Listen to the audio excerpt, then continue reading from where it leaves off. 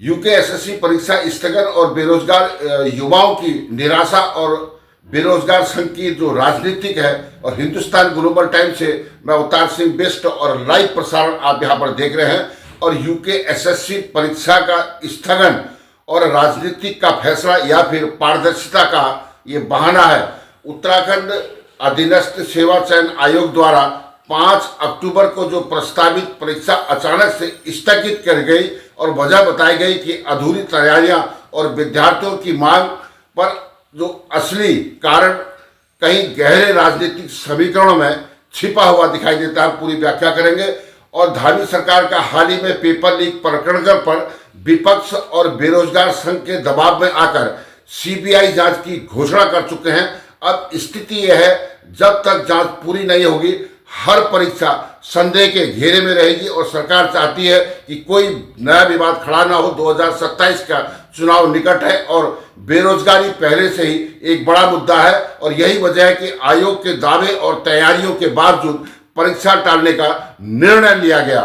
असल में यह जो कदम है युवाओं की सुविधा से ज्यादा राजनीतिक जोखिम को ध्यान में रखकर उठाया गया है, और सरकार अपने ही बनाए माहौल की जो शिकार हो गई है और एक पारदर्शिता दिखाने की मजबूरी, और दूसरी विपक्ष को हथियार न मिले इसकी चिंता। नतीजा यह है कि परीक्षाएं टल रही हैं और बेरोजगार युवा जो है फिर निराशा के घेरे में है। और युवाओं को समझना होगा कि परीक्षा जो स्थगन सिर्फ प्रशासनिक कारण नहीं बल्कि राजनीति का यह एक खेल है।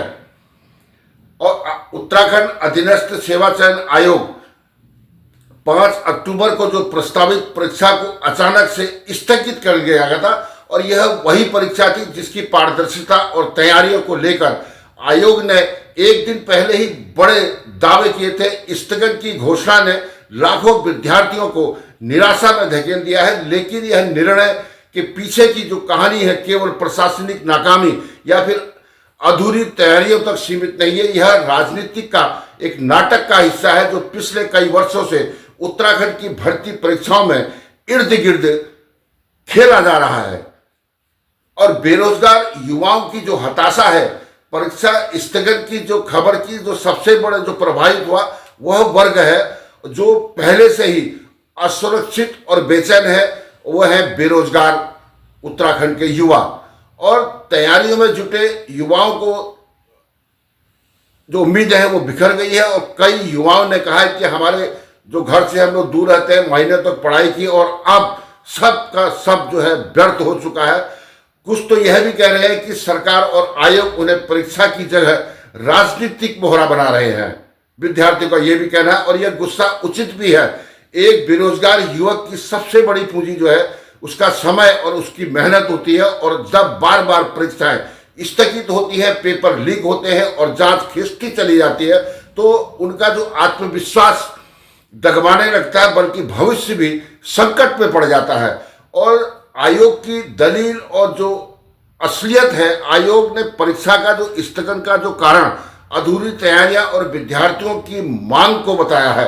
अब सवाल यह है कि जो तैयारी अधूरी थी, तो पहले जो है पारदर्शिता का जो व्यवस्थित परीक्षा का दावा क्यों किया गया? अगर वास्तव में छात्रों ने ही परीक्षा टालने की अगर मांग की थी, तो वो छात्र कौन थे, जिनकी संख्या या फिर उनकी संख्या कितनी थी? सच्चाई यही है कि सरकार आयोग दोनों ही बेरोजगार युवाओं का जो भरोसा जीतने में नाकाम साबित हो रहे हैं। और पेपर लीक और सीबीआई जांच का जो जुमला है जो उत्तराखंड में चल रहा है, उत्तराखंड की भर्ती परीक्षाओं का इतिहास पिछले कुछ वर्षों में जो है पेपर लीक, नकल माफिया, न्यायिक जो हस्तक्षेप की कहानियों से भरा पड़ा है। पटवारी और वीडियो परीक्षा के घोटाले ने पूरे राज्य को झकझोर दिया था, और मुख्यमंत्री पुष्कर सिंह धामी ने आंदोलनकारी छात्रों के बीच में जाकर सीबीआई जांच करने की घोषणा की, और साथ ही नकल विरोधी कानून बनाकर कई लोगों को सलाखों के पीछे भी भेजा गया।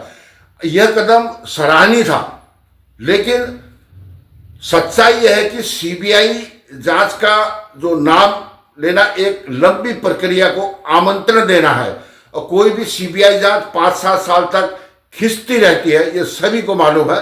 और तब तक न तो दोषियों को सजा मिल पाती है और न ही नई परीक्षाएं समय पर हो पाती है। और इसी बीच हर सरकार यही करती है कि मामला जांचाधीन है, और यह स्थिति बेरोजगार युवाओं के लिए अंधेरे कुएं की तरह हो जाता है। और बेरोजगार संघ का जो इसमें खेल जो है, इन परिस्थितियों में एक नया चेहरा उभर कर आया है, वह है बेरोजगार संघ। और पहली नजर में ही संगठन बेरोजगार युवाओं की आवाज लगता है, लेकिन गहराई से देखने पर जब साफ होता है कि यह भी जो है कहीं ना कहीं से राजनीति की एक उपज है। और संघ हर बार ठीक उसी प्रक्रिया होती है जब राज्य में कोई बड़ा परीक्षा विवाद खड़ा होता है।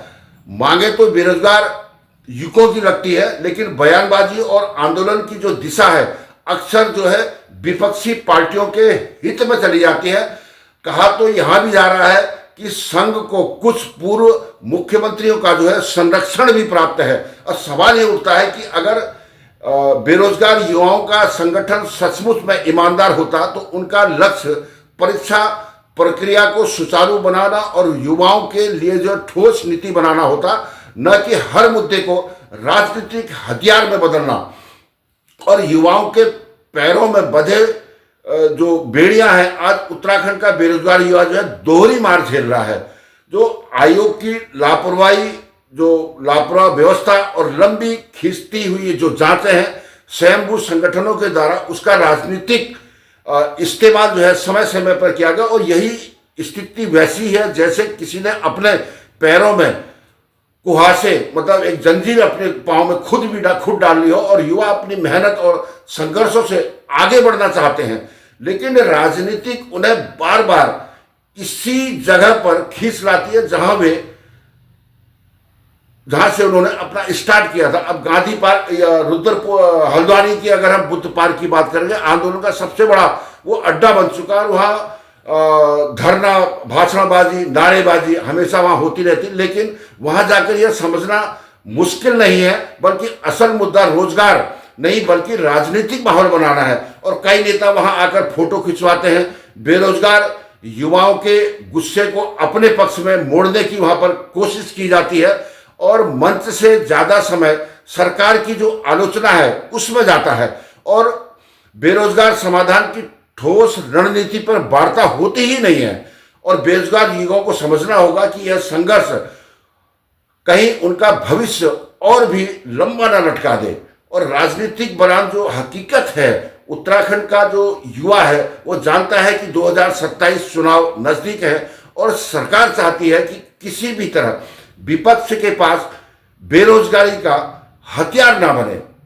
और विपक्ष चाहता है कि बेरोजगारी का हर विवाद सरकार की नाकामी का सबूत बने, और दोनों ही स्थितियों में असली जो नुकसान होता है वो बेरोजगार युवाओं को होता। अब युवाओं को आत्ममंथन करना होगा। अब वक्त आ गया है कि बेरोजगार युवा खुद तय करें कि उनका लक्ष्य आखिर है क्या वे वास्तव में रोजगार नीति और पारदर्शिता प्रक्रिया चाहते हैं, या फिर वे भी जो है राजनीतिक की भीड़ का हिस्सा बनकर सिर्फ नारे लगाते रहेंगे। अगर युवाओं ने अपनी दिशा खुद तय की तो मेहनत और उनका संघर्ष और उनका समय केवल नेताओं की रोटियां सेकने में जो खर्चा होता है उससे बच जाएगा। और यूकेएसएससी परीक्षा स्थगन केवल एक परीक्षा का मामला नहीं है, यह पूरे जो उत्तराखंड राज्य की प्रशासनिक और राजनीतिक व्यवस्था जो है उसका एक आईना है ये। और आयोग अपनी तैयारी और पारदर्शिता को लेकर भरोसा खो चुका है पहले ही, और सरकार जो है सीबीआई जांच और नकल विरोधी कानून के सहारे जो है युवाओं को आश्वासन दे रही है। और बेरोजगार संघ जैसे संगठन जो हैं युवाओं की हताशा को राजनीति का हथियार बना चुके हैं, और ऐसे में सबसे बड़ी जिम्मेदारी खुद युवाओं की है। और उन्होंने समझना होगा कि उनकी लड़ाई रोजगार और भविष्य की है, न कि नेताओं की सत्ता और कुर्सी की। युवाओं को अब एक ही संदेश आत्मसात करना होगा, अपने पैरों की जंजीरें खुद खोलो, वरना कोई और तुम्हारे सपनों की डोर अपने हाथों में थाम लेगा। और हिंदुस्तान ग्लोबल टाइम से मैं अवतार सिंह बिष्ट लाइव प्रसारण आप यहां पर देख रहे हैं। और जो आज का जो परिदृश्य है